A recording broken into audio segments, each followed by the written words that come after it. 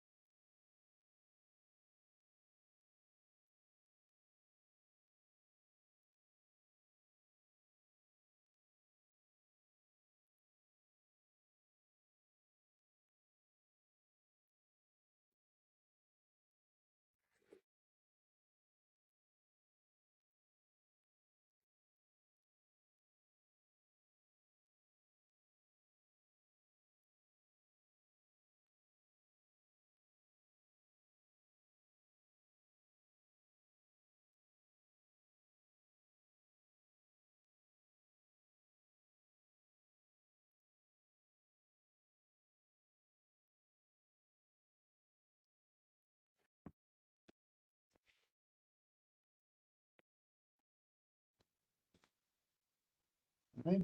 Good morning, everyone. We're still waiting for a few more of our committee members to show up, so we can call the meeting to order, but I will go through our preamble before the meeting starts, just to explain our regulations and procedures. So this is the August 6th, 2026 meeting of the Historic Ohio City Design Review Advisory Committee. To go through the virtual meeting regulations and procedures, action during the meeting will be taken by roll call vote. Recusal due to a conflict of interest should be stated for the record prior to the start of any presentation. The recused committee member will then leave the meeting for the duration of the case discussion. The chair will call the meeting to order and ask for a roll call of the committee, and the administrator will introduce the first project. The meeting will then be turned over to the applicant to proceed through their presentation. Each presentation should be completed prior to questions and comments from the committee. Once the presentation is concluded, the administrator will provide background information and will read any received public comment. The committee will then begin deliberations and project review. Please use the raised hand feature if you'd like to speak. After the deliberations and review concludes, the committee will render its recommendation and/or motion. The applicant may leave the meeting after their project review is complete. All projects will follow the same format until all projects are heard by the committee. Once all projects are heard, the chair will call for any committee/administrative reports, and after all reports are heard, the chair will adjourn the meeting. Regarding community comments, any and all community members may provide their written comments, thoughts, or questions regarding projects presented to the committee. Community members may also telephone their comments or questions to the committee administrator. All comments, thoughts, or questions must be submitted to the committee administrator no later than 48 hours prior to the start of the meeting. Public comment received after the deadline will not be heard by the committee. Public comment will be collected by Landmark staff and sent to the committee members for review prior to the scheduled meeting. Then Landmark staff will summarize the received comments during the meeting. The applicant of the project is under no obligation to answer any community questions. Community members are invited to attend the Design Review Advisory Committee meetings, but there will be no open public comment period. Regarding our design review guidelines, all projects are being reviewed using the Secretary of the Interior standards for rehabilitation and are being considered for the issuance of a certificate of appropriateness. All projects are considered on a case-by-case basis. Presentations were received and distributed to committee members for review prior to the scheduled meeting. Changes to the presentation after confirmation of receipt by Landmark staff are not shown here today. The Historic Ohio City Design Review Advisory Committee makes recommendations to the Cleveland Landmarks Commission. These recommendations are not final actions. Depending on the scope of the project, submissions may be approved administratively or will need to be reviewed by the Cleveland Landmarks Commission. If that's the case, projects will be scheduled at the next available meeting, commission meeting after an action is taken. As always, we have our Secretary of the Interior standards available for reference if anyone needs me to pull that back up at any point during the meeting. So without further ado, just trying to do a quick head count here. Madam Chair, if you'd like to call the meeting to order, I can call the roll. Yes, calling today's Historic Ohio City Design Advisory Committee meeting to order. All right, Ms. Anderson, Here. Ms. Flaherty, Here. Mr. Frondorf.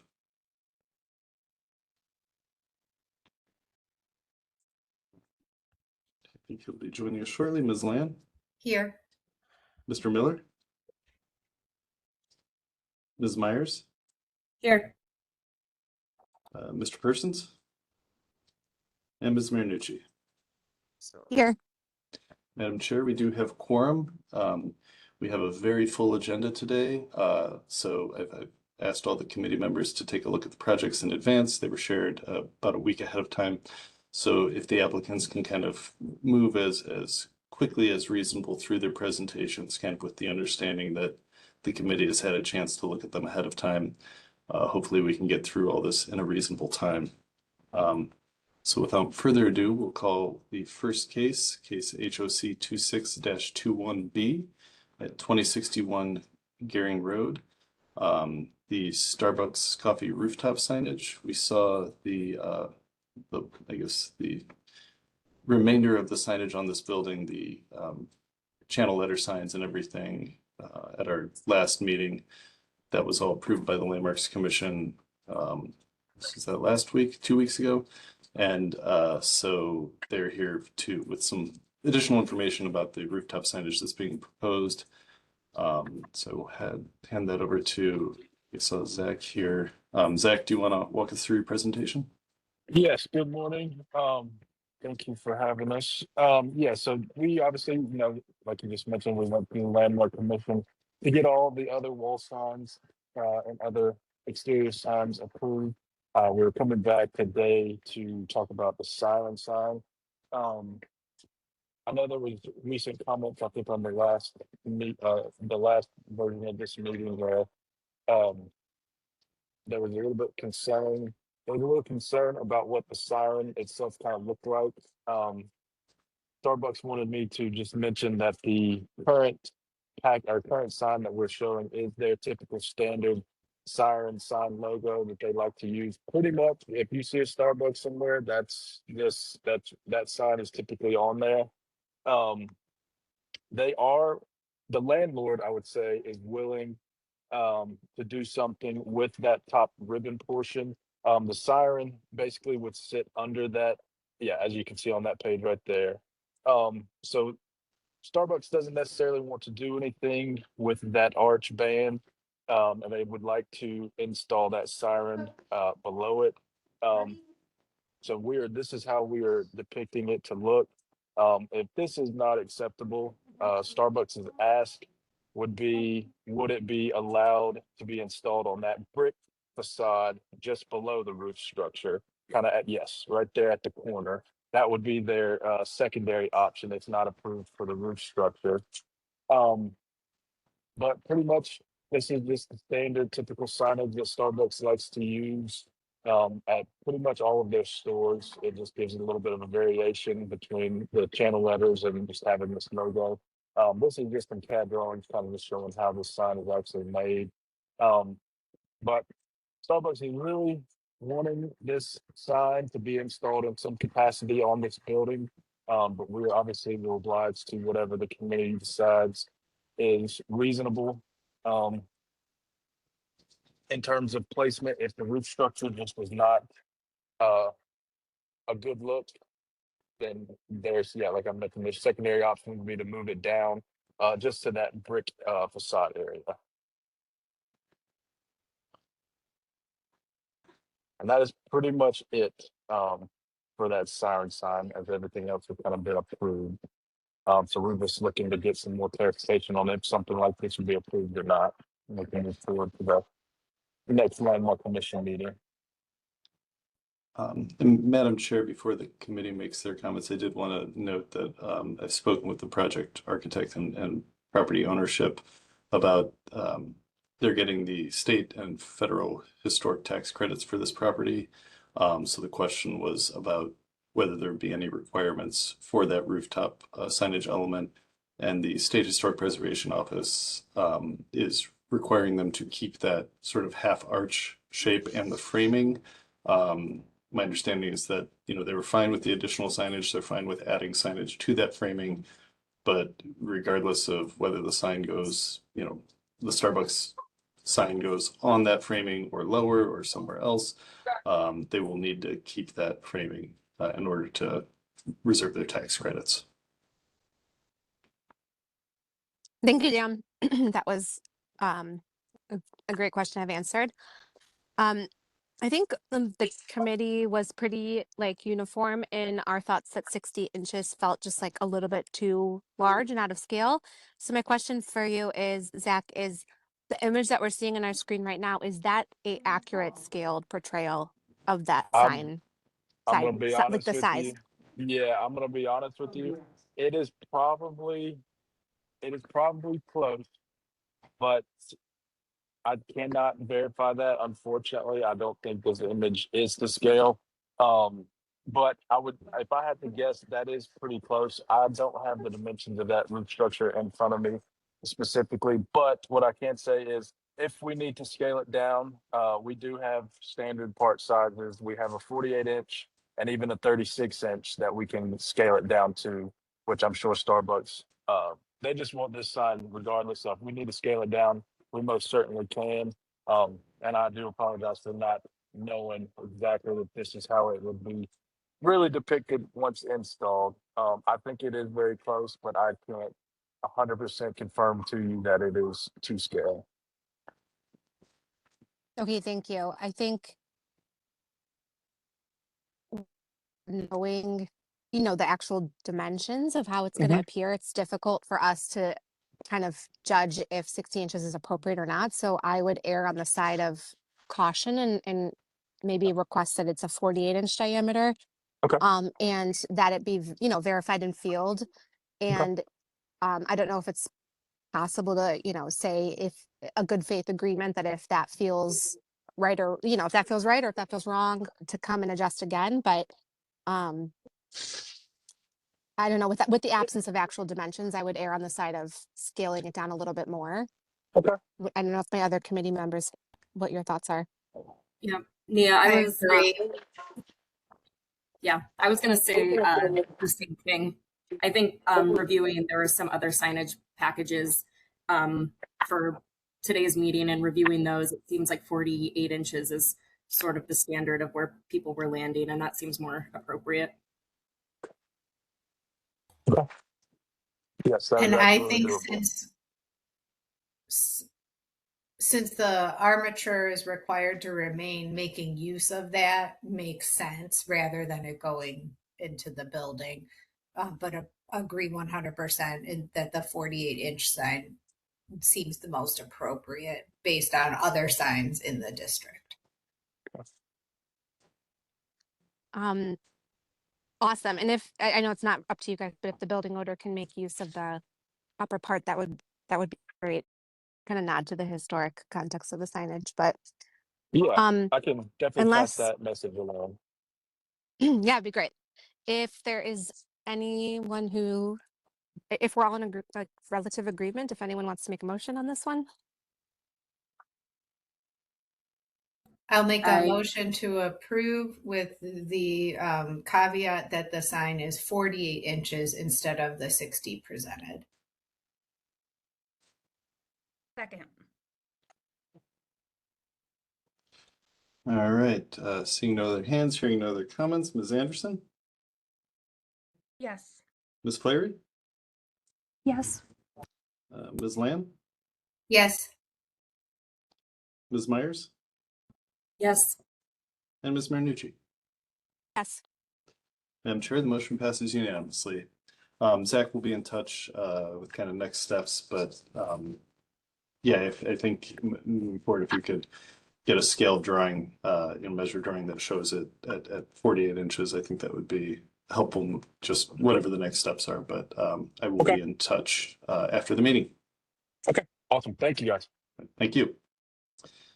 All right, next up, we have case HOC 26-22 at 4327 Lorraine Avenue, the Century Federal Credit Union signage. I believe we have Ryan Brady here. Ryan, if you want to just walk us through your presentation, let me know when you'd like me to advance the slides. Yeah, sure. Thanks. Good morning, everybody. So we have another location here in the city for Century Federal Credit Union. If you want to move to the next slide here, that'd be great.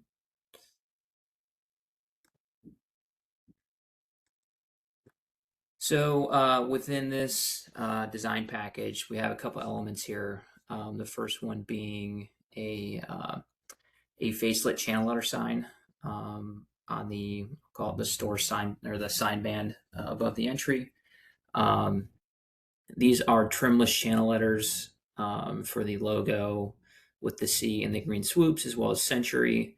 The FCU cabinet is actually an aluminum cabinet where those FC letters are white push-through acrylic letters.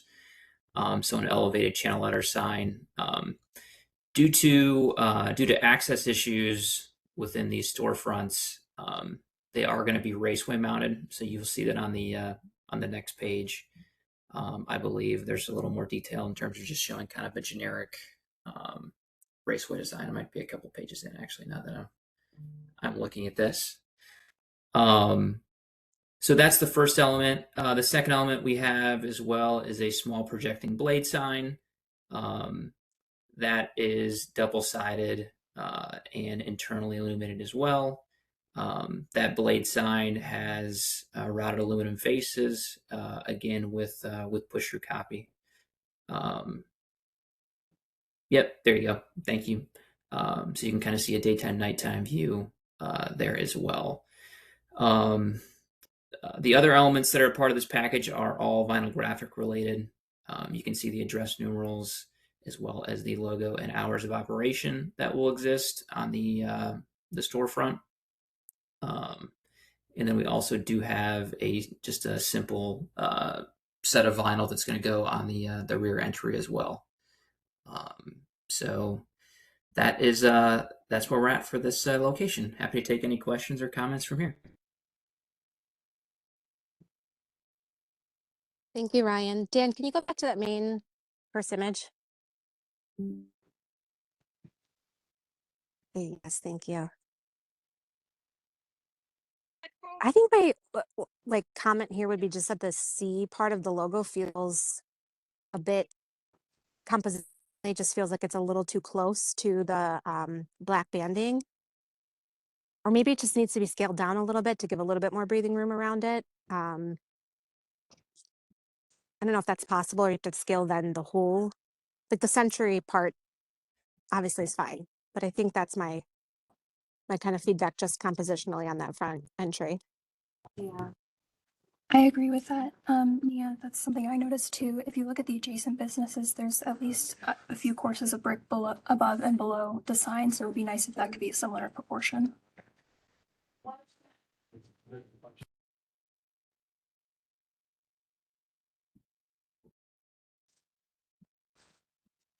Yeah, we could definitely look to scale it down. This is kind of their, I'll say, their corporate logo, so it would have to be proportional. I don't think they would be. They have not been real, I guess, compliant to bring that C down and then keep Century and FCU larger. So I think it would be a proportional change, which I don't think would be a big to do, but it would be proportional, where we would bring the whole thing down to give some vertical spacing, if that's the intent of the board.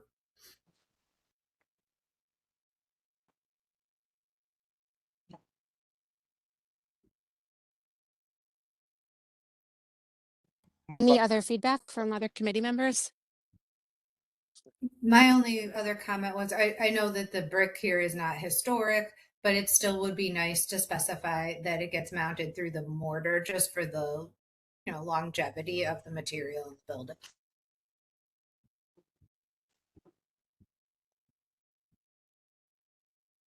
Do we have like a definitive kind of scale that they could potentially scale that down to, just so we can hopefully make a motion and they don't have to return? Like, do we think maybe 80% scaled down, or 75%? Or enough to see 2 courses of brick on either side of that C?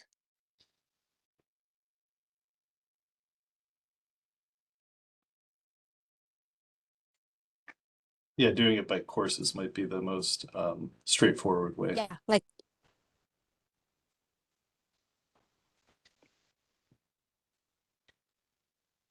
Gang, Mike Weber checking in. Sorry I'm late. All right, Mike, yeah, we're not, we'll let you know when your case is up. Got a few minutes still. Thank you.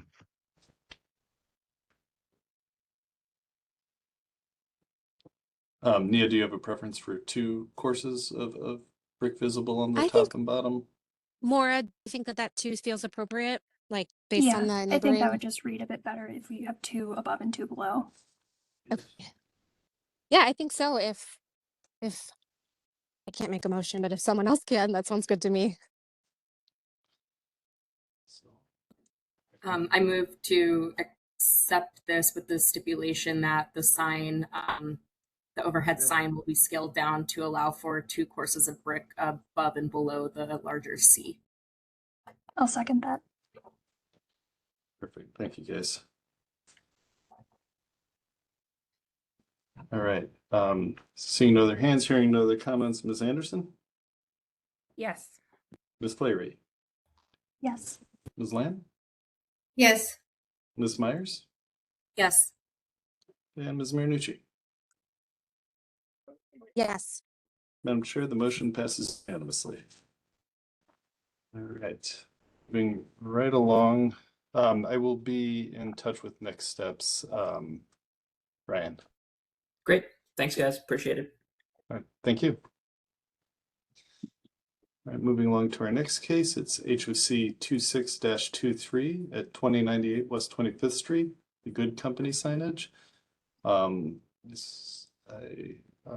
get William Hollingsworth and St. John Sadiatham here to walk through the presentation, as well as, I don't know if Mr. Holtzman's here, but you guys go through your presentation. Let me know when you want me to switch slides.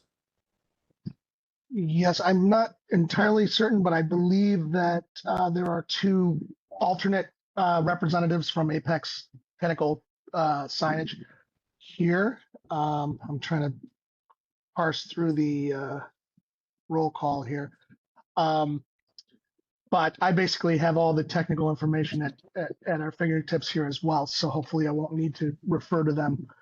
My name is St. John Sadiatham. I represent Buildings and Food. We are a small but plucky and growing hospitality group. We have this specific brand called Good Company, which has recently been rebranded to include the word wings because it's their main focus for cuisine. So the Good Company Wings brand is expanding. We started in the Battery Park neighborhood of the Detroit Shoreway region of the Near West Side. And our dear friend Brett Sawyer founded the company in 2019, and we purchased it from him in late 2021, reopened in February of 2022. St. John, go ahead. We are currently in the process of opening another one in the sort of border of Little Italy and University Circle, another Good Company unit, full service. And we are in talks for another unit west.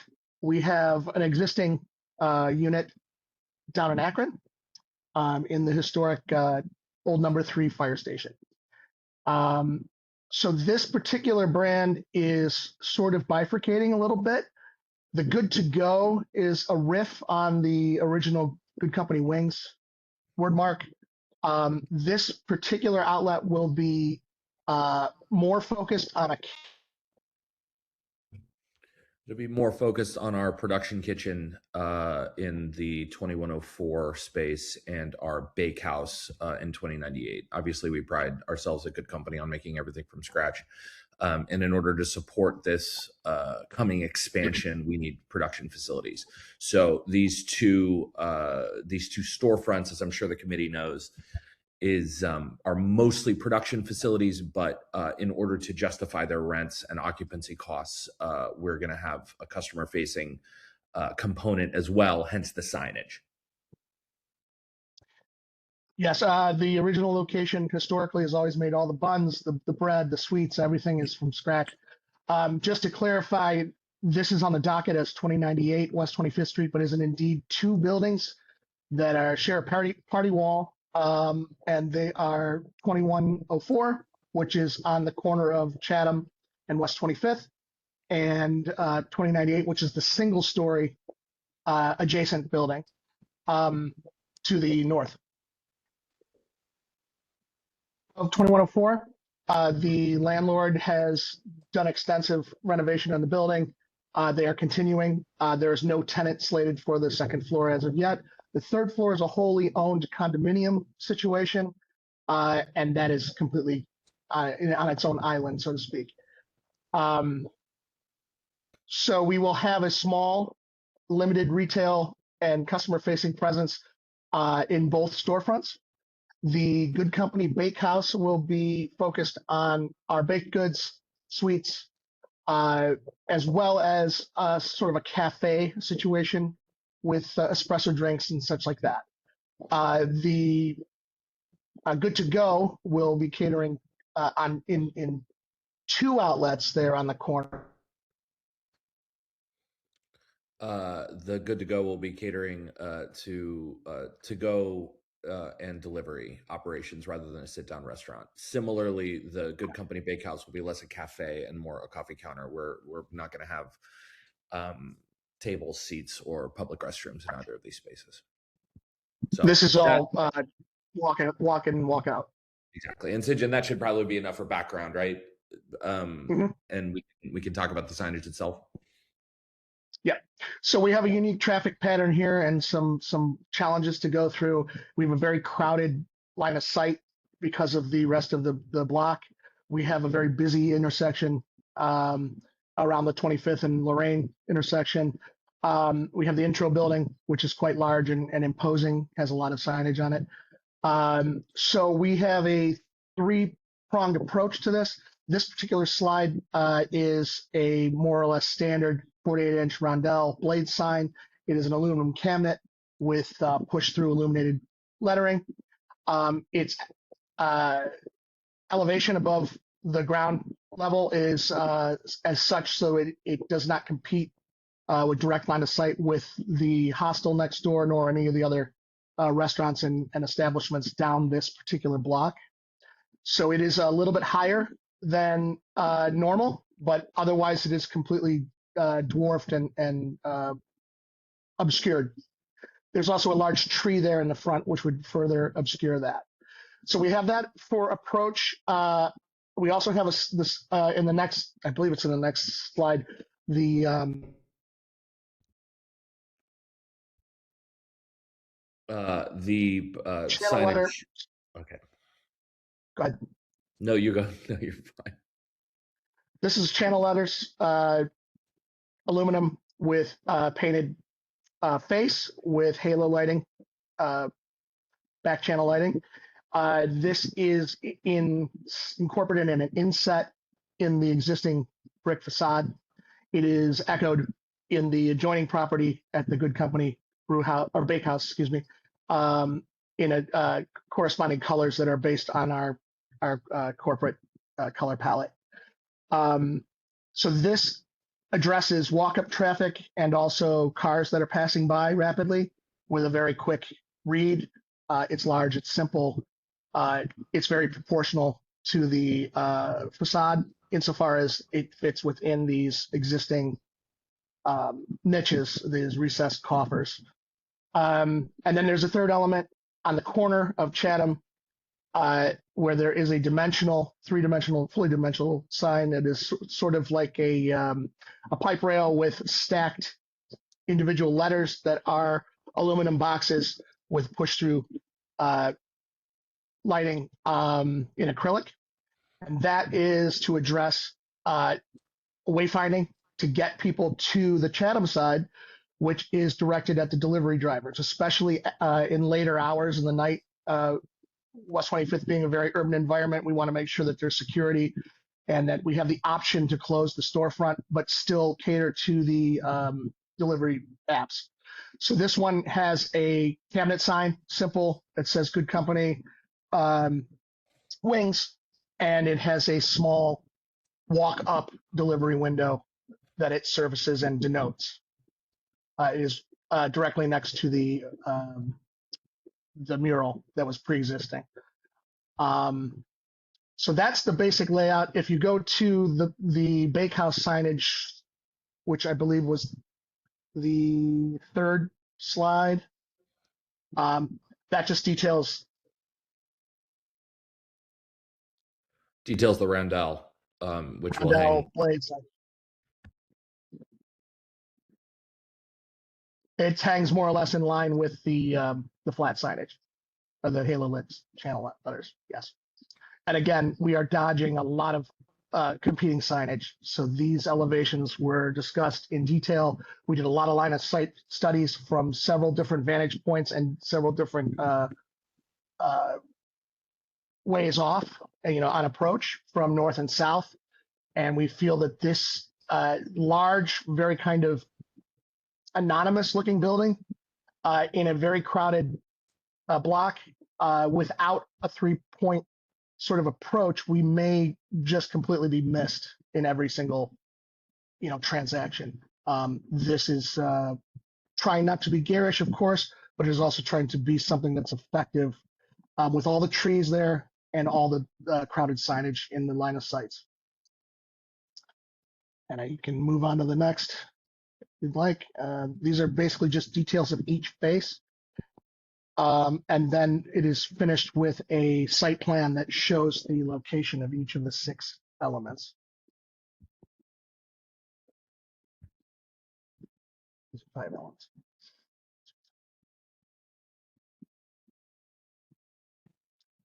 So that is the summary. Of course, we can give you more detail as the board would enjoy. We're great with details, famously detailed. Yeah, I'm and I can defer to the rest of the board. I'm good with the proportions of this. I think that it fits the context of the building nicely. I think it's my only thing is that blanket statement of, you know, avoiding any drilling through any historic materials as we can. If there's brick, you know, drill through the mortar, all that good stuff. Understood. Absolutely. Dan, does No staff problem, have Ms. any Myers. recommendations or thoughts on this?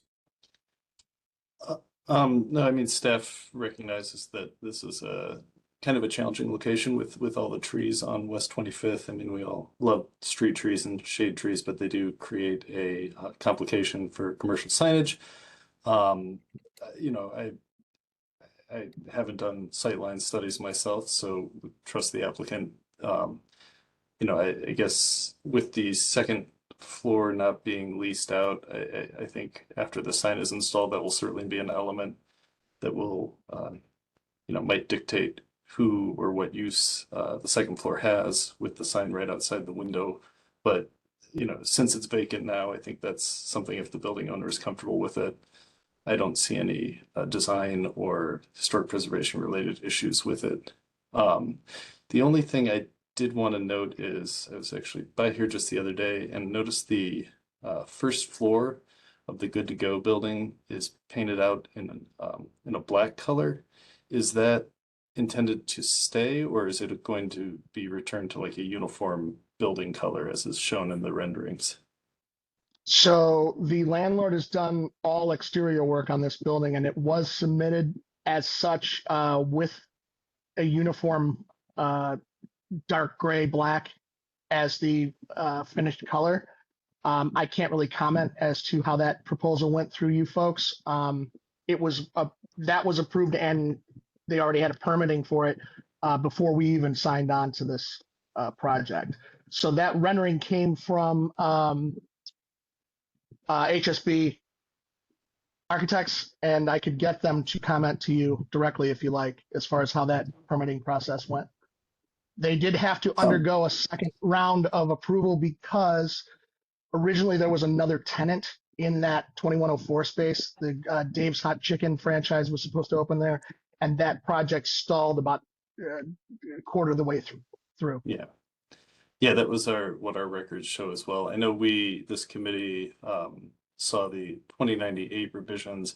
I don't recall us ever seeing the 2104 actual building alterations, and it doesn't look like a permit ever came through our office for it. That doesn't mean that it didn't erroneously bypass our office through the permitting process, but we do have a new permitting process now that is much better at catching those things. So if that was the case, hopefully that can be avoided in the future. But I can do some additional digging on that. I just wanted to bring it up as it, you know, kind of impacts with the background color of your signage and the panels. You know, are those colors going to be, is it black on black, or is it going to stand out the way it does in this image?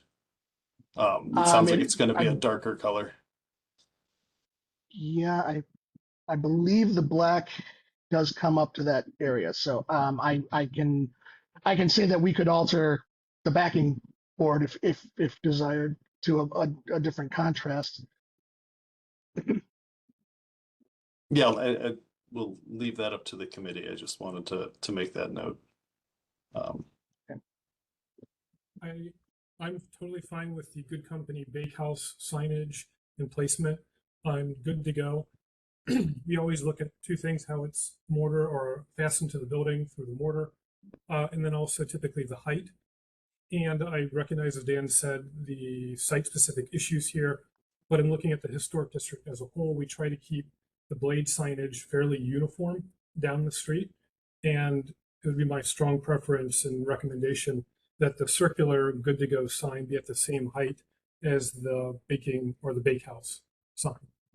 And whether you wanted to do that along with the pickup sign or redesign a blade sign that includes both, I would much prefer to see them at the same level and not have a second story sign like you've indicated there. I had the same comment as Alex about the blade sign at the second story. And then also making sure that the specifications to the contractors state that everything goes through the mortar and not the brick. Understood. Our fear regarding the roundels is that on approach heading north on 25th Street, that a driver would only be able to see one, since they would sort of line up with one another. So, we wanted them at different heights, or we imagined them at different heights, so that someone on approach down 25th Street could see both concepts at the same time. Just And to that give includes some, the tree as well. This dodges some of the foliage, which is extensive. This particular Exactly. tree. on approach, it really, if they're both lined up down below, there's going to be a lot of obfuscation on the street. So I point that out just to to justify our thinking. I totally understand the justification, and I think this is actually a more interesting signage presentation because you have called out the fact that there's a lot of busyness in the area, and a lot of it is due to other signage, and this committee has approved quite a bit of signage just in this area over the last several months. And so one of my fears, obviously, one is the lack of consistency, and as Alex pointed out, to keep things at a consistent height. That's something that we want to do for all applicants. And if not, then it starts a precedent that, these blade signs could be moved somewhat arbitrarily. And, a lot of people who might not know the area are also using GPS. And that's just an unfortunate, reality now. And so I think that there's maps and other things that are guiding people. And there is quite a bit of signage from other directions, and you're not lacking signage on this facade. And it's an interesting note that the more signage that there is, it's like you have to break through the noise. And that's something that I think we need to be conscious of, and not creating an environment where there is an overwhelming amount of signage in the area, and then things get actually, I think, harder to find when it feels that busy. So not just for the consistency purpose, but also just to make sure that we're not overwhelmed with signage. I do think that it would be preferential to bring that particular blade sign down to the same level. But I understand the fears of people not being able to find the building. I don't know that would be a long-term issue. I think people are going to get to know it, and I think that it'll be okay. So, And Miss Anderson, sometimes when you're the last one to the party, all the food's gone. You know what I mean? It's a joke about 20. It doesn't matter. Okay, just because we have a lot on the agenda, I'm prepared to make a motion to approve as presented for Good Company Bakehouse. And move to approve with the recommendation that the circular rondel sign be lowered into the first floor plain area. I'll second. All right, seeing no other hands, hearing no other comments, Ms. Anderson, Yes. Ms. Flaherty, Yes. Mr. Frondorf, Yes. Ms. Land, Yes. Ms. Myers, Yes. and Ms. Marinucci. Yes. All right, Madam Chair, the motion passes unanimously. Gentlemen, I will be in touch with next steps. But yeah, you have an approval with the recommendation, so we will discuss how to proceed from here. Thank you very much, folks. We really appreciate the time Thanks, y'all. and the consideration. Thank you. All right, next up, we have case HOC 26-24 at 3102 Clinton Avenue. I believe we have Mr. Weber here. If you want to walk us through your presentation, I can either advance through the slides as you talk, or if you want to let me know when you'd like me to change them, I will leave it up to you. Hi, Good my morning. name's, oh, sorry. Yeah, my name's Andy. I'm with Window Universe, so we're working with Mike to do this window replacement project. So I put together the slides. I can kind of take the lead on it, and then Mike will interject, as needed.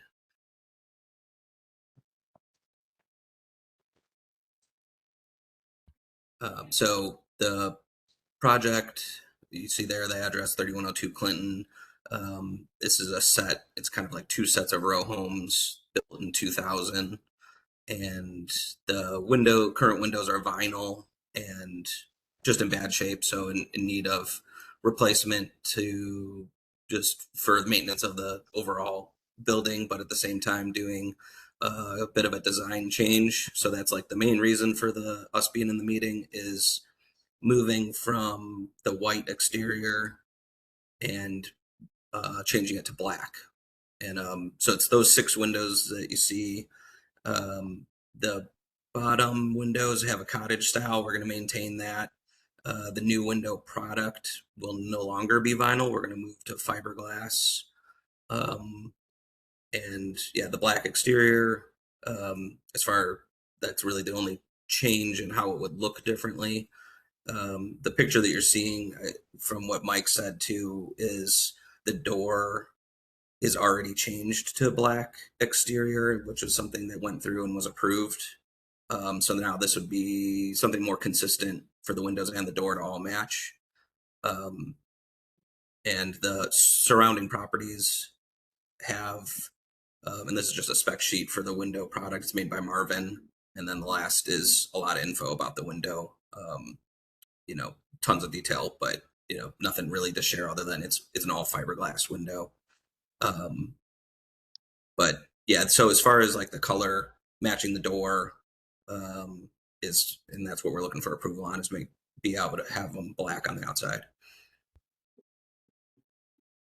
And Mike Bear mentioning, thank you, Andy.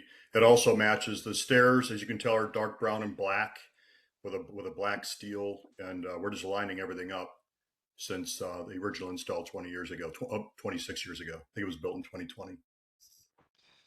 And through the chair, as far as staff report goes, this essentially, came very close to meeting the window guidelines that were approved by the Landmarks Commission. The only difference being that there's a change in color.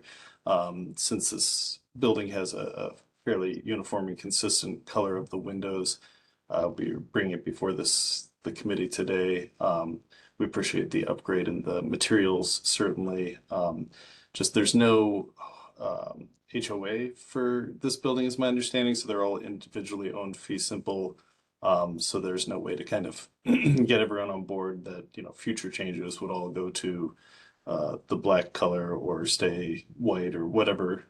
It's sort of each unit for its own. So that's why you guys are seeing this today. Much appreciated. I will say, for the sake of consistency, we have talked to the neighbors to the right in the picture. They are also original windows, and they also say they lean black. So I called them to say, what do you think about this? And they said, our windows are original. We would want to modernize right alongside you. No contract was signed, but that's the indication that we would, all be modernizing as we upgrade. The 2 of us, at least on this end, we'll be modernizing as we upgrade. Mike, I also apologize if there's background noise with my family, but also appreciate the upgraded material.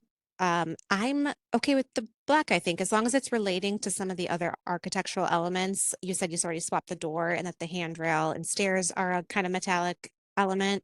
I think that's fine with me. And this is so similar to me to the projects on Fulton that we've been seeing lots of window turnover in the last couple of years. And they've been either black or green.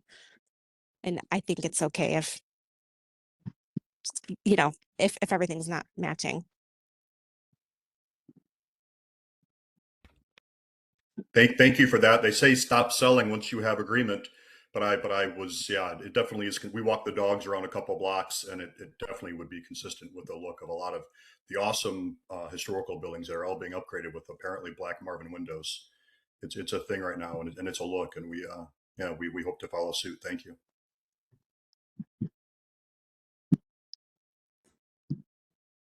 All right, I'll make a motion to approve as presented. I'll second. Appreciate that. I guess just as a matter of moving forward for the committee, I don't know if you want to make a statement in the motion that also says future window changes on this building in black would be acceptable, or if you guys still want to see each one, just with our guidelines being what they are, they do call for a review when there's a change. I would amend the motion to include that as long as they're black and an upgrade from vinyl to fiberglass or better would be appropriate. Anything else, I think, still come before the committee. Okay. I'll second that amendment. All right. Thank you very much. Hearing no other comments, seeing no other hands raised. Ms. Anderson? Yes. Ms. Flaherty? Yes. Mr. Frandorf? Yes. Ms. Land? Yes. Ms. Myers? Yes. And Ms. Marinucci?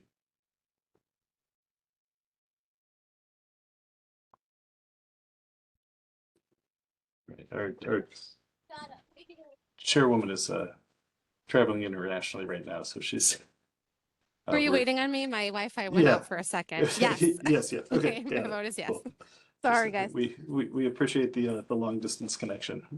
All right, Mike, Andy, this committee recommends approval, so I will probably handle it administratively from here, which is what we typically do in these types of cases. So we'll be in touch with next steps, but thank you very much for the presentation today, and yeah, should be moving on your way.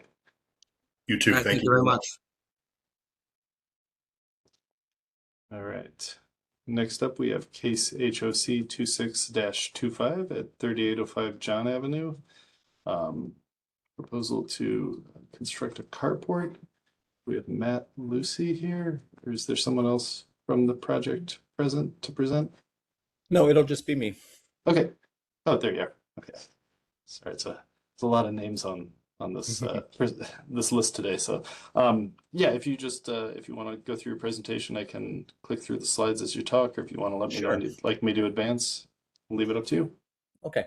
Yeah, what we're proposing to do is to add a carport to the back of the driveway and bring it back to where the existing fence is. And if you probably skip to slide number 5, it'll kind of show that where the existing fence is now. So we're looking to take it back to there. And then also,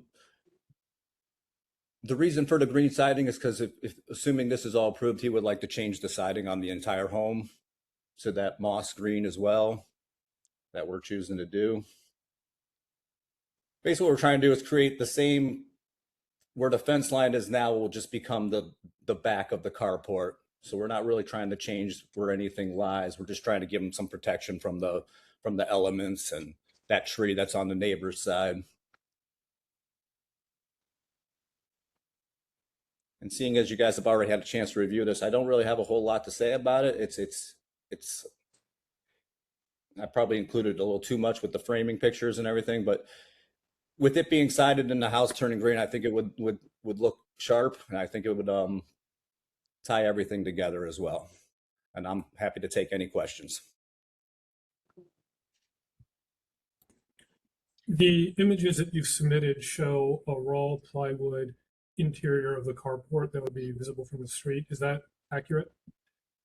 As of the current state, we could add, I guess we could paint it potentially, or we could cover it with some sort of a vinyl product on the inside as well, siding or something like that. Well, okay, that brings to my second point.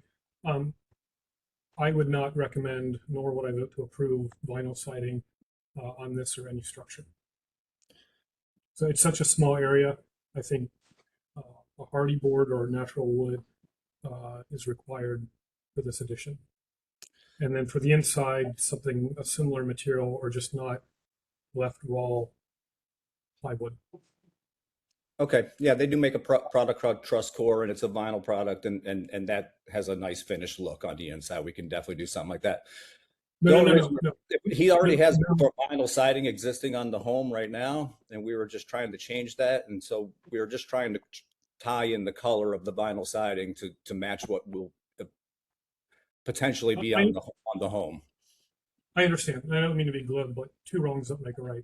So we're going to start improving incrementally, but I can't approve vinyl on the carport. What about on the home itself? No.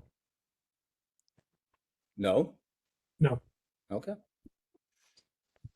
There's plenty of really good products out there, hardy board, other elements to choose from, but we can't start letting our historic district be clad in vinyl. Okay, I'm just surprised because the house is already existing vinyl, and if we don't change it, it's just going to stay vinyl. So it's not going to become Then that's a better. okay, but when we repair, we're going to have to repair to bring it into compliance with Secretary of the Interior standards and make it appropriate for the historic district. Okay, well then I guess I got nothing else to add. I'll have to go back to him and see what he wants to do, the homeowner himself. It's not my home, so. I have a question. Can you explain the impetus to a carport rather than an attached garage? Is it just not enough I don't think he has the space? room. Internally, he wouldn't have the room to build an actual garage with a door and an opener. He would not have the height and the thing without it looking gaudy. So it was just more protection. He doesn't really have the space to be able to pull in and be able to open your doors and actually get in and out, where he could if it was just a carport, because the interior would be not finished off to the full width. Sure. I think just the balance, like the carport massing itself feels very disjointed and like not relative to the existing house that well. I'm curious if they would consider like an open air carport, one that was less enclosed. It's just a little, That was our first suggestion, correct? But he actually wanted to close it because of the way the wind and the way the trees, that it would end up not really providing him a lot of protection with just the roof alone. Yeah, I can appreciate that. But in the context of fitting in with the district, it's just kind of for lack of a less elegant way to say it, it's just kind of an odd add-on. Yeah. Yeah, I was gonna say I'm just trying to provide what the customer was asking for, really. That's Oh, 90% of my job. we totally get that, Matt. No worries on that front. We're just giving you our feedback to relay to them. Okay, well, I guess I'm going to get disapproved, and that's fine. I will get back with Alex, and we'll see if we can come up with something a little bit more in line with what you're looking for. I would, if you're open to it, I would recommend tabling it. An applicant has to ask to table, but what you can do is then ask the design and come back and not have any disapproval or. Okay, then I will ask for that then. Okay. I move to table. Any other comments or feedback? Actually, before a motion is made, and maybe this is a question for Dan, but do we have any references of homes in this historic district that have carports that we can reference the design? I am just trying to rack my brain for something to compare this to, and I don't find it to be a typical choice in this neighborhood. And I know a lot of the reason is likely because we don't allow visible front loading garages in the front of a home. So yeah, I'm struggling with the concept even before we get to the siding. Yeah, none come to mind. I mean, we can I think try there was and that covered one on Randall that was an addition where they put the like primary bedroom over the carport. That's the closest I can think of. Yeah. I mean, Like right- Matt, we're like, you are kind of up against a zoning conundrum. I'm not even sure that a Yeah. carport would pass without a variance from a zoning perspective. Okay. And you also might be up against a fire rating consideration. So those are just a couple things if you haven't gotten to those points in the process that you Yeah. might be up against for this. But again, I also think, Whitney, that's a great suggestion, but it's also on the onus of the applicant to kind of, I think, present the precedents or the rationale. So the one on Randall, I think, is probably the best only option I can think of that's like kind of in the core of the neighborhood. Yeah, Matt, I can send you that address if that's helpful. That And would If you be- want to go look at it. That's Sure. the triangular parcel, right? Yeah.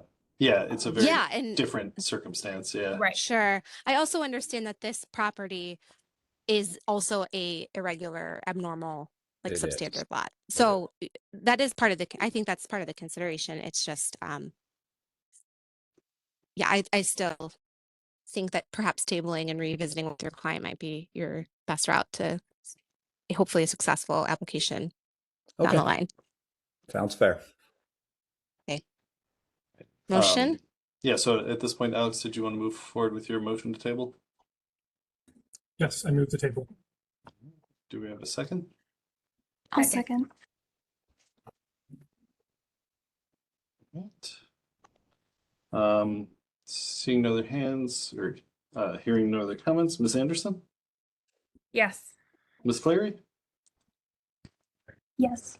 Mr. Frondorf, Yes. Ms. Land, Yes. Ms. Myers, Yes. and Ms. Marinucci. Yes. All right, Madam Chair, the motion passes unanimously.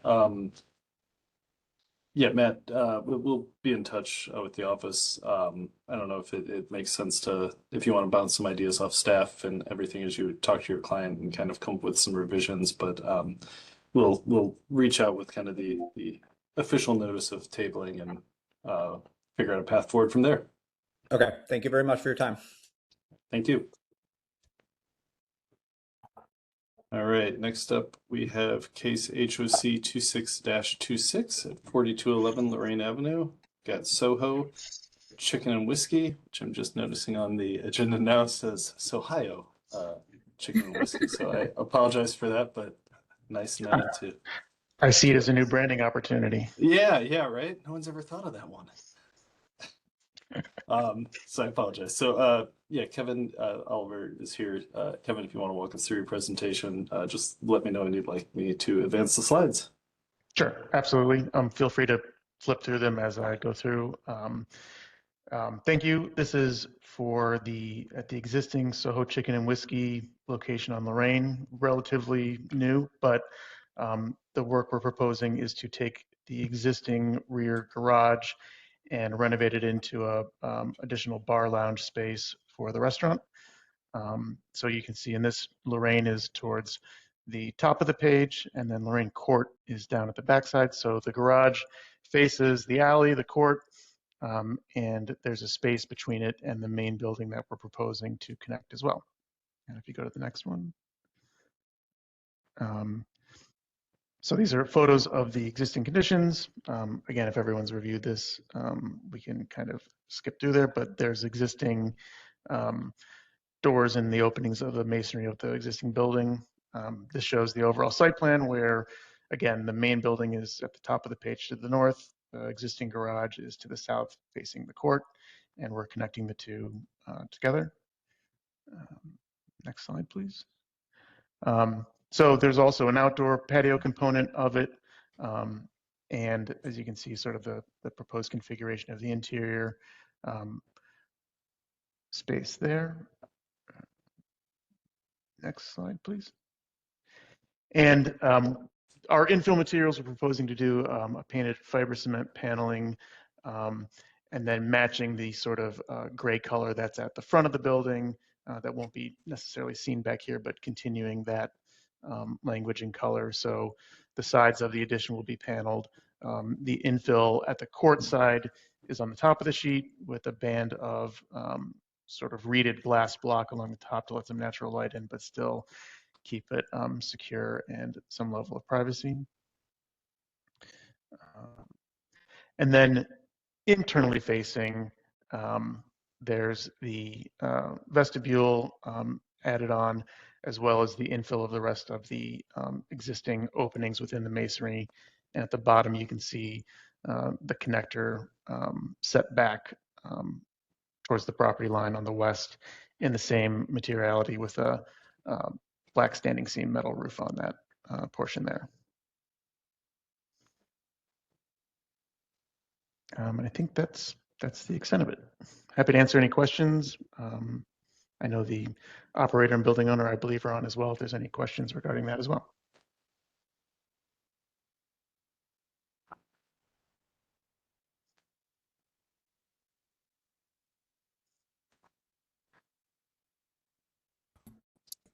just have one Overall, I think question. this.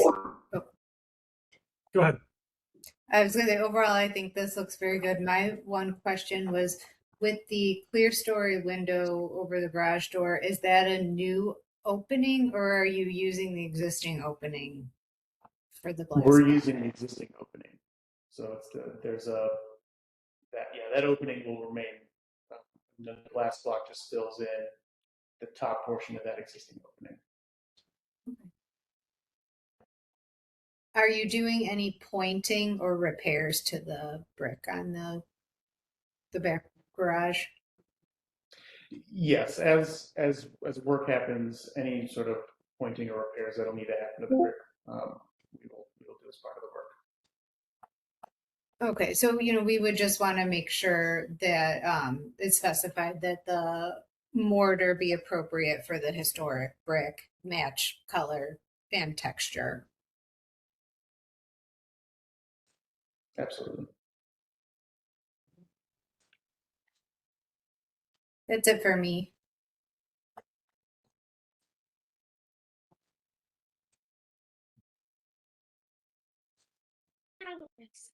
I also think this looks great. And any other comments?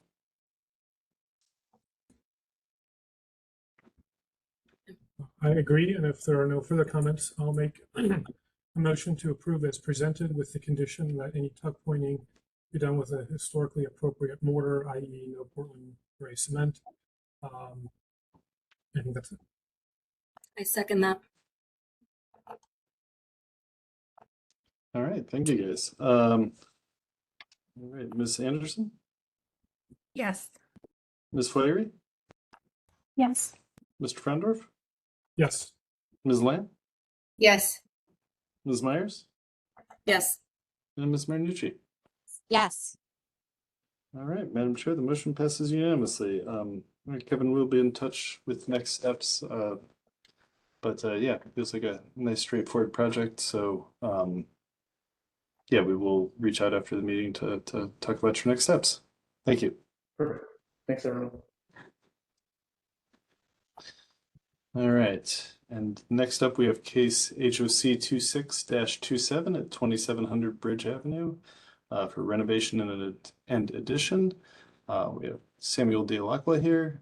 Sam, if you want to walk us through your presentation, I can move through the slides when you let me know, or just as you talk, Sure. whichever you prefer. Sure. I appreciate everyone's time, and I'll try to go quickly. If you go to this is a property that's located directly north of Dave's Supermarket.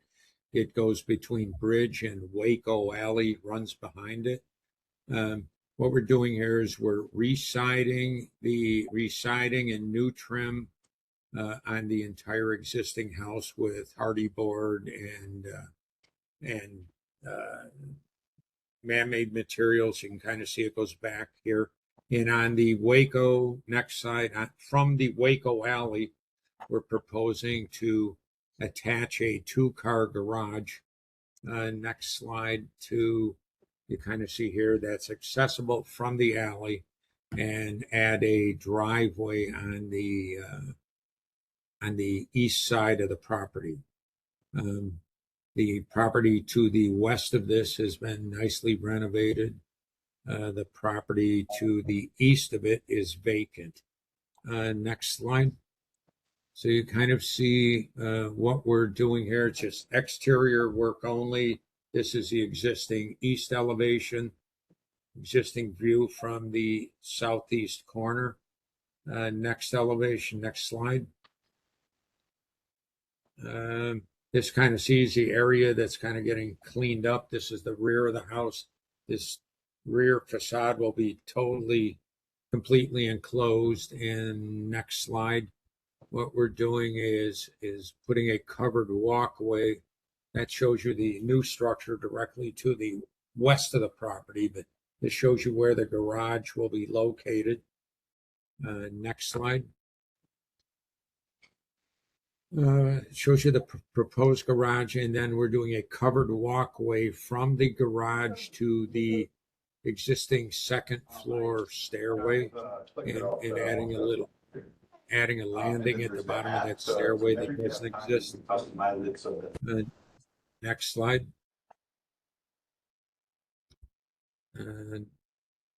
Next slide. So this kind of gives you a rendering of the front. We're really not changing at all, just re-siding everything. The colors are shown on the next slide. The Waco alley side of the garage. This is the elevation of the new garage. Next slide. This kind of shows you the east elevation where there's the gable end of the garage and then a covered walkway with a little metal roof that attaches to the entry to the second floor two-family home. Next slide. This is the west elevation, which you really won't see. It's right very close to the existing house that's built. Next slide. This is showing you the color pattern. It's like a retreat green, a warm kind of green color and a tan color for the trim and the siding. As of right now, there's no proposed work for changing the windows or the doors. We're just re-siding it versus just repainting it with next slide. This kind of shows you we're using hardy board planking on it, hardy board trim, and hardy board material under the soffit of the little walkway that will go from the garage to the house. I believe that's it. Garage door, right? Like a panel that'll be a metal garage door, insulated garage door that faces Waco Court. That's pretty much it. What we would like to do. Thanks, Sam. Go ahead, Neil. I have one just clarifying question is the front porch elements. So what's shown in the existing photos has been modified from what was there at the time the house was purchased. And I don't think confidently that I would say that those elements were original. Maybe they were, maybe they weren't, but it's not what's shown in this photo. So I'm curious what and then it's also different from your renderings, which are very lovely. So can you clarify what the intention is with the porch and the column elements? Since I've been involved, I think to your point, those are newer columns. They certainly aren't the original. They're a solid wood column. I'm proposing to versus those columns, if you look in the rendering, to create an 8-inch by 8-inch column, like a rectangular column.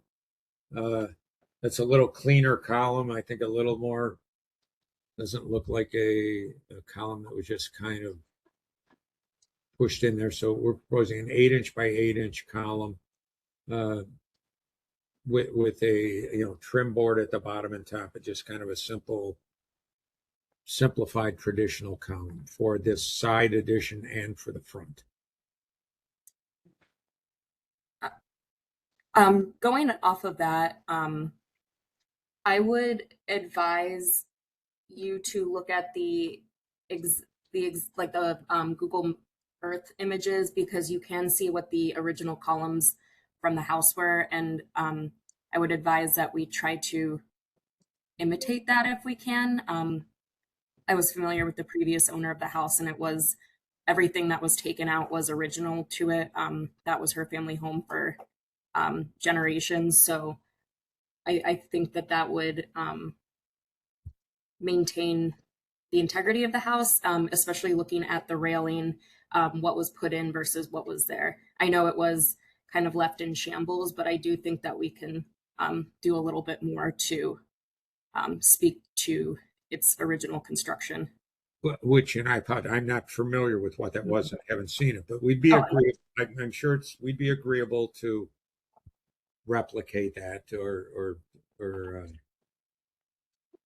Mhm. to And work along the same veins, you know, on the rendering that's on the screen here, there are no railings. You may not need them by code, given its relatively short height off the ground.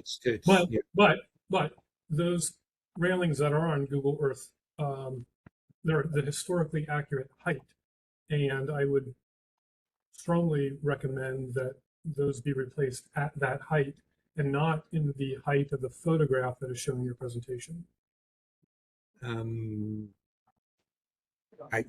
we're agreeable with that. It's there's again, I need to go back and look at it. I'm sure it's nothing crazy or I mean, assuming it's And are you putting the hardy over the existing material, or are you taking the no, we're existing- stripping the existing material off. Stripping the existing material off. I'm sure there's a couple of surprises underneath there, I would imagine, but it's all coming off and re-siding the entire. And have you determined that the existing wood, the historic wood lap siding, is not salvageable? It's or not pretty repairable? it's pretty rough shape, warped and It was also under that asbestos, or maybe it wasn't asbestos, but it was under some other kind of like shingled tile, which tends to really ruin wood, unfortunately. I think what Grace said was beautifully put. If you guys can just look back at the handrail columns as they were, Yeah. what you've presented, I think, is lovely. Had we not all been familiar with what was there, up until a Right. year ago or whatever it was. So just I think that otherwise did you specify the lap siding exposure, like the exposure of the lap? Yes, I think it's 4 inch. What's there now is something kind of awkward. What's there now is like 4 3/4 or 5 inches, but we can repeat that siding. It's with the hardy board. Okay, I'm certainly not opposed to the hardy board as the new material. No, and I guess my apologies. When I look at that front railing, it kind of snuck past me. It's pretty rude up there.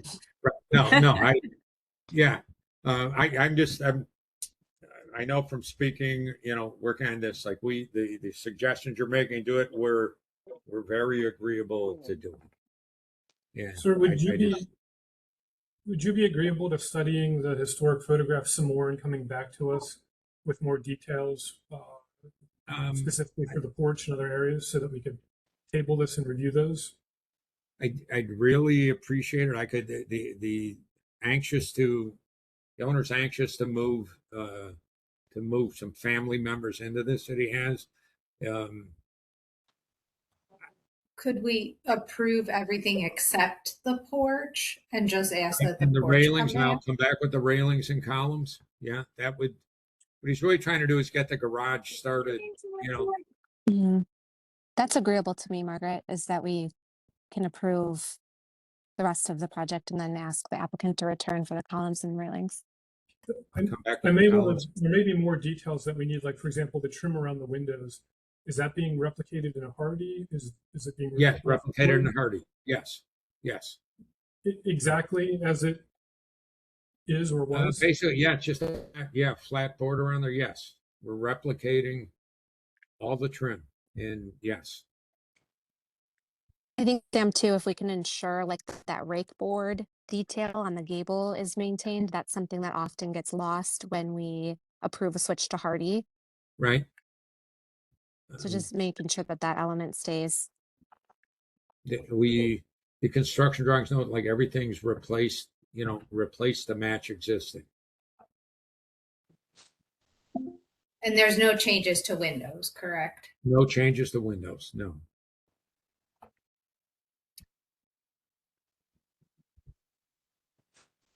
And well, okay, so then the window that is being added onto the garage is That window is there on the I'm looking at that. Yeah, right there. Is that window that gonna be window new, or is exists. that That's existing window. If you go Okay. back to, there's an existing window there. Right there, it's that single window on the right. I see. Got it.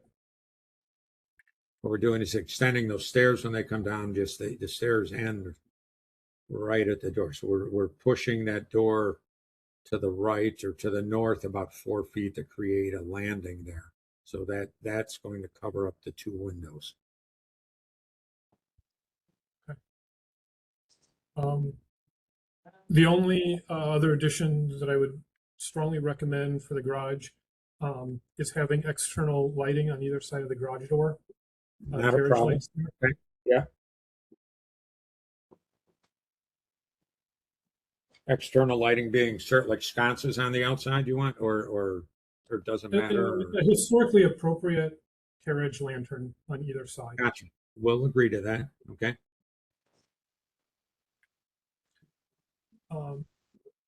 And then why I don't, the new columns that you propose adding to the walkway to the garage, that's shown on the, I think, image above. If appropriate, maybe those should match what's on the porch for Right. I would agree. Yeah. Yeah. uniformity. Okay. I would agree. What, let me review the photographs you're referring to, and we, Like kind of a craftsman style on Google Earth. okay.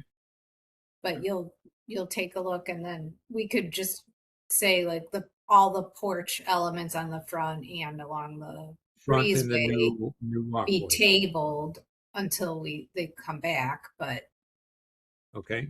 if that's acceptable, Yes. Yes, it is. okay. So how about a motion to approve the new garage and breezeway construction along with the proposed siding and trim changes in Hardy on the house and the new construction, tabling the front porch element and the columns on the new breezeway. Does Sorry, that I just sorry. No, I'm sorry for interrupting. I'm just wondering if we can add a time stipulation to that, because since that work has already been done, I don't want it to just slip through the cracks, since they've already replaced it with new non-conforming elements.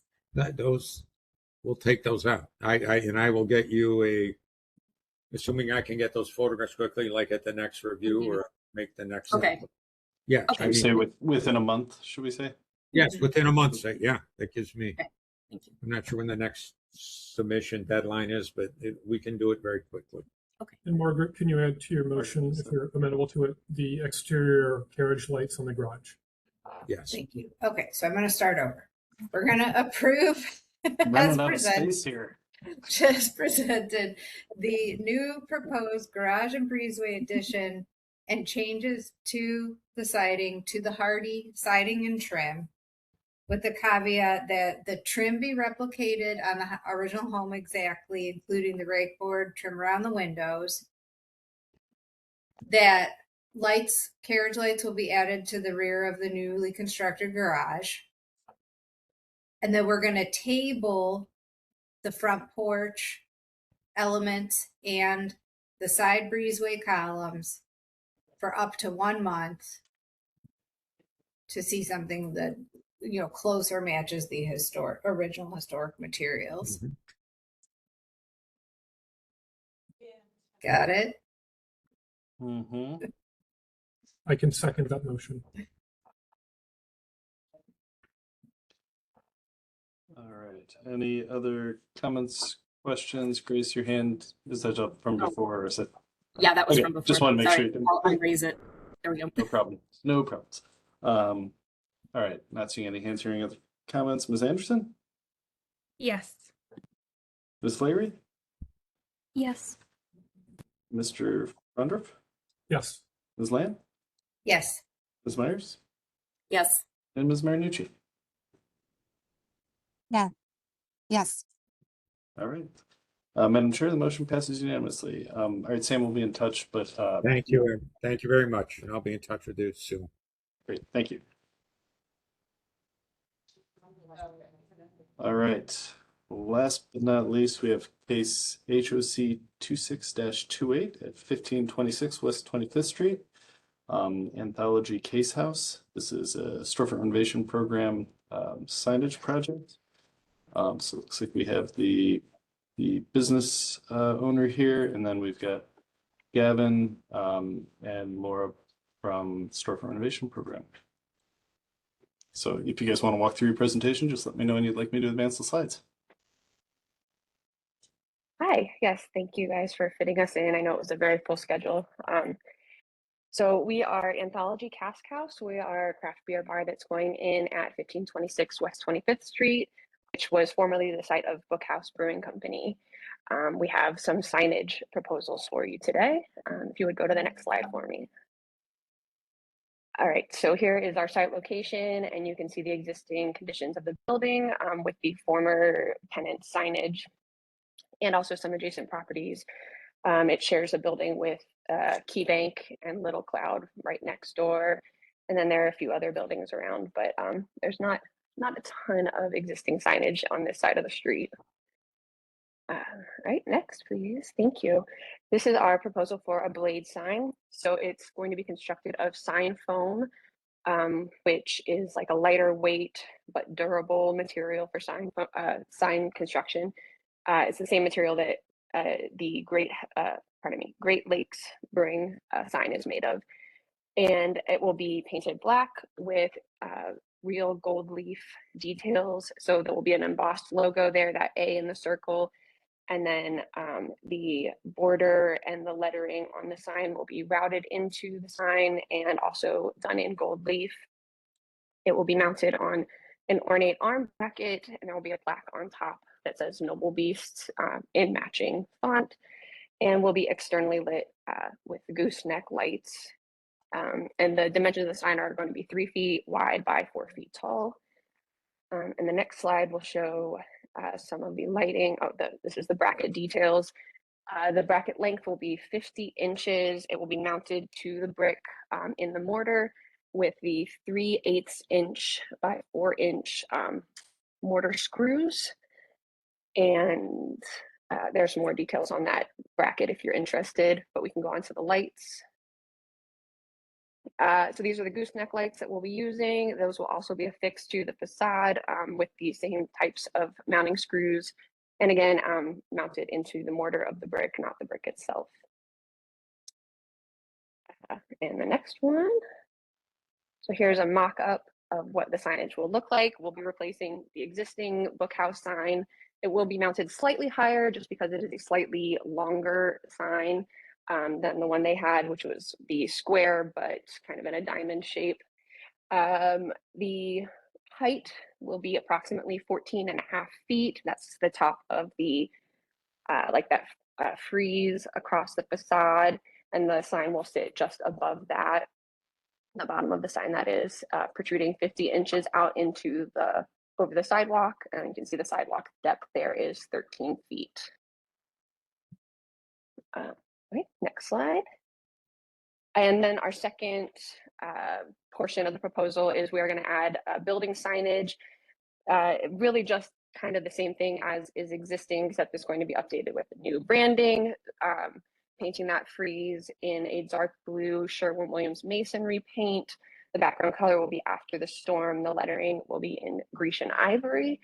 And that will say Anthology Cask House. And it's a little hard to see because it's so tiny on this picture, but on the one side it says Real Ale and the other side says Fine Food. These will be done by Old Soul Sign Company. He's done a lot of wonderful work around the city.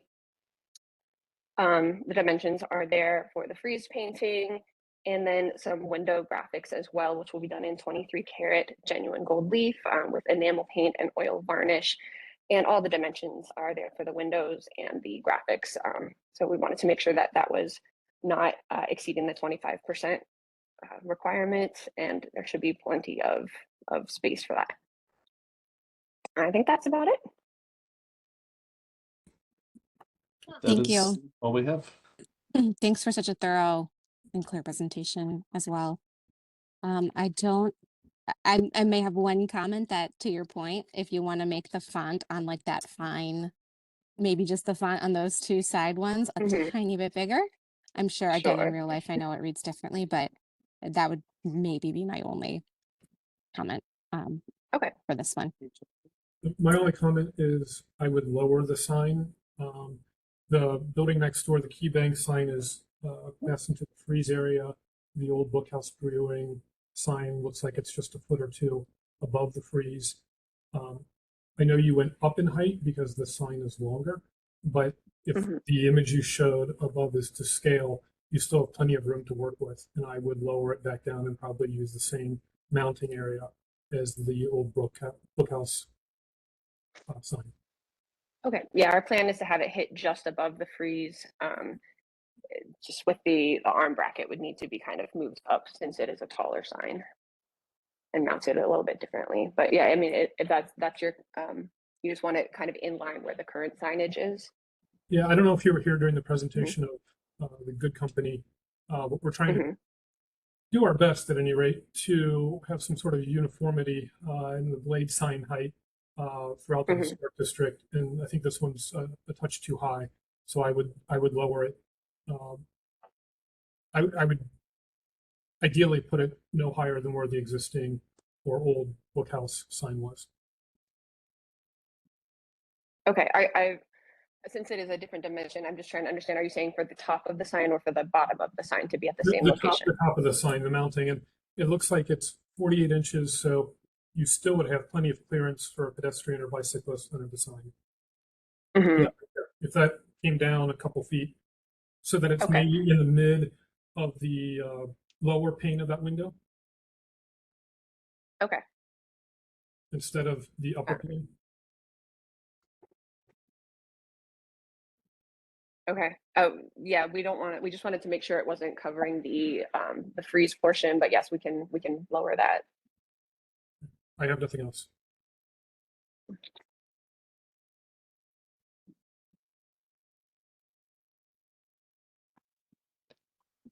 Anyone else, or someone want to hazard a motion? I'll move to approve as presented with the recommendation or condition. Let's make it a condition that the mounting plate be in the same general area as the older existing Bookhouse Brewing sign. I'll second. I second.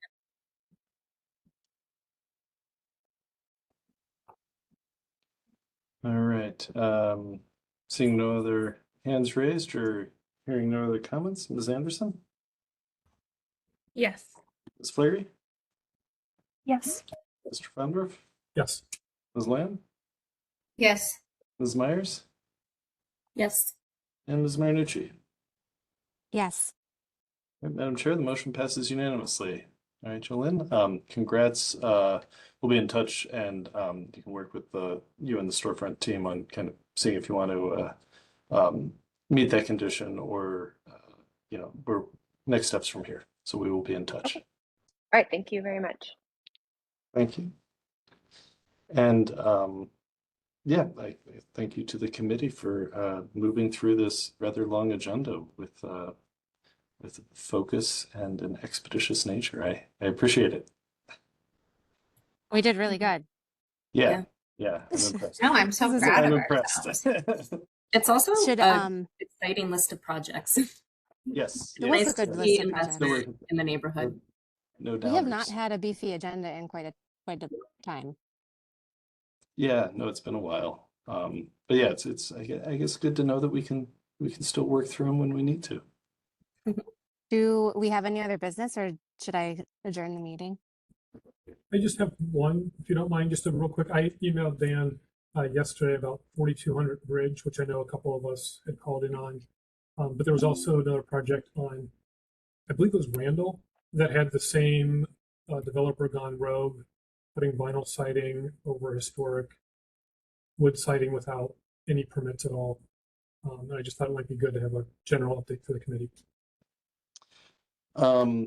Yeah, the one on Randall's at 1768 or so. I think that one they came through the design review process after they had started, and I believe came in it went to the Landmarks Commission. I believe they have a permit currently. Let me just, if it's the one I'm thinking of, or is there a more recent one, Alex?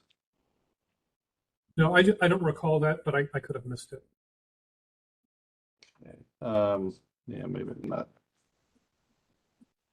Too many addresses that are too similar. Too many rows. Yeah. Was this the one that, like, the corner had been hit by a car, or is that No. is that a different That's one? a different one. This is mid-block. They were putting up blue vinyl siding over wood lap siding without Was a it permit. not the yellow house? It was the yellow house, and I think they Okay. were putting blue over it. Yeah, we did.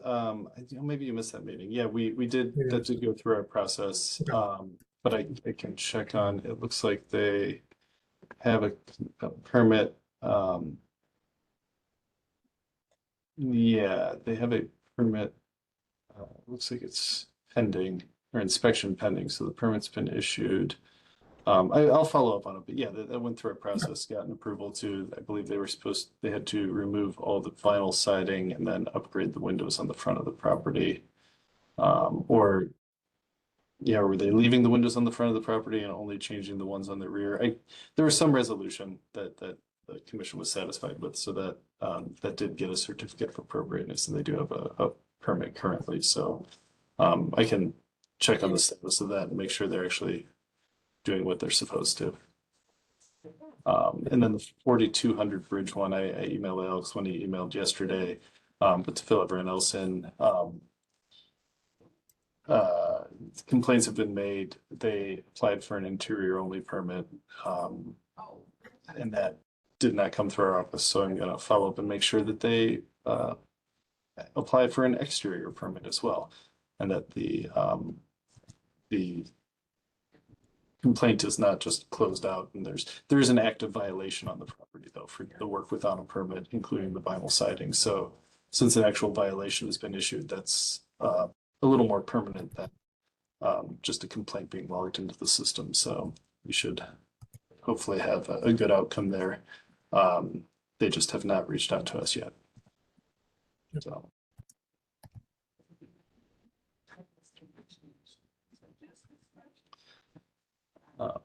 Anyone has anything else? Otherwise, we can let Nia get back to her family. Not for me. Do you guys want to see my view? I had my camera off because I kind of know if don't. I I feel can. like it might make me jealous. you might be a little bit. Oh my God. Just a couple orchards. I know. I actually took the first half hour of this call from the beach. So trade-off being I have lots of screaming children with me, but we're I have only quiet office. now because a movie is on. Nice. Well, enjoy the rest of your trip. Thank you. Talk to you guys soon. All right. Thanks. Everyone. Thank you.